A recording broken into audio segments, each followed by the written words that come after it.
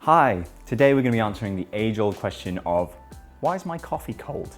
To answer this question, we're going to need to go through every single step between the boiler, which in all of these machines, from this massive commercial machine all the way down to this wonderful Barista Pro, have 93 degrees PID temperature controlled boiling units.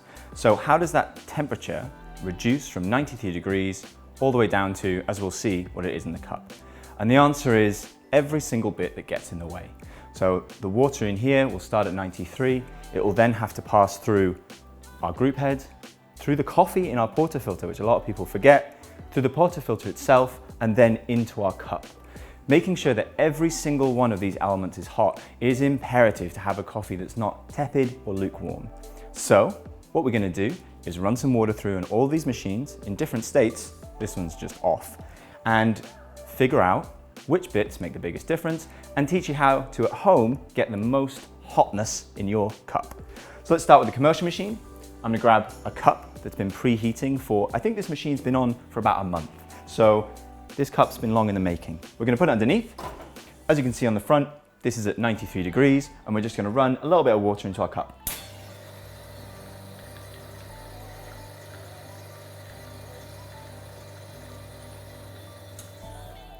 Wonderful. There we've got some wonderful hot water. Next, we're going to do exactly the same thing on this Oracle Touch. So putting our group head, putting it into hot water. This machine also is set at 93 degrees, and then just running exactly the same volume of water.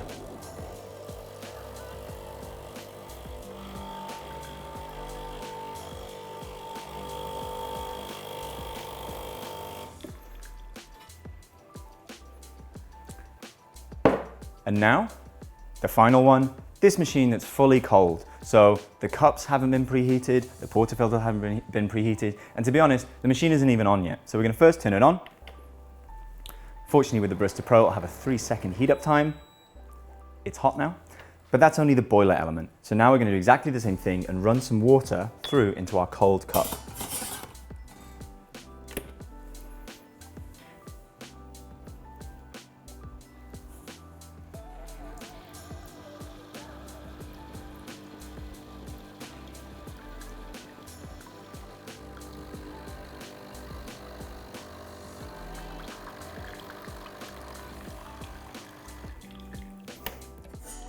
So now, here we have, as you may expect, 3 different temperatures of water. Now we're going to check how hot they are to see what has affected them the most. Got this wonderful little thermometer here, and we're just going to have a look.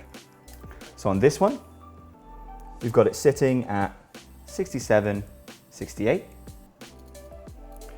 From our Oracle, we've got it sitting around about 65. And then finally, in our really cold machine, you've got it sitting at around about, and we're at 51.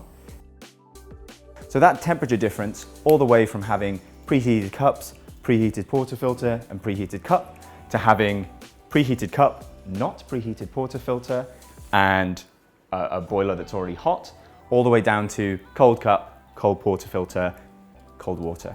So how at home do you expedite that process? I would never recommend for you to leave your machine on for anything more than the time it takes you to make a coffee. And that's better for the environment, it's more sustainable, but it also means less time with your machine just boiling away, which is damaging to its internal components. So for this one, if you're at home, a really easy way to heat up all of your components in one go is, one, you can use the hot water spout. So simply putting your cup underneath and turning on the water. In this will just preheat your cup, make sure it's really nice and hot so that when your coffee goes into it, it doesn't lose all of that temperature. The other thing is to preheat your portafilter. So to do this, when there's no coffee in it, all we're going to do is run some water through this. There's 2 ways to do this. The first is running water through the group head. This is great because it will actually heat the group head at the same time. Another option is to again run it under the water.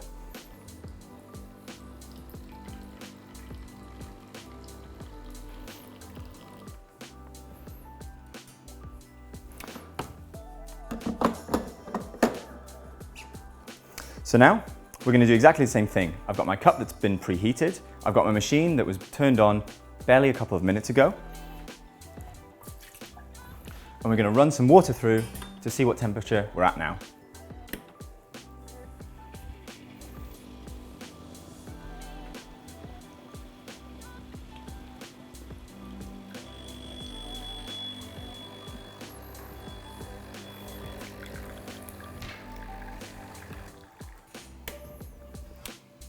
So now we've got 4 cups, very similar things happened in all of them. And now we're going to check our temperature once we did a couple of pretty easy steps.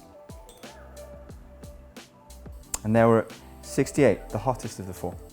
Exactly the same things that have been done for a commercial coffee machine with your own machine, which is just a simple process of heating up our portafilter, heating up our cup, and heating up our group head. You'll get exactly the same temperature of water in your cup, and in turn, you'll get exactly the same temperature of coffee. I hope this has been helpful, and I hope it gets you some really nice tasting coffees at home.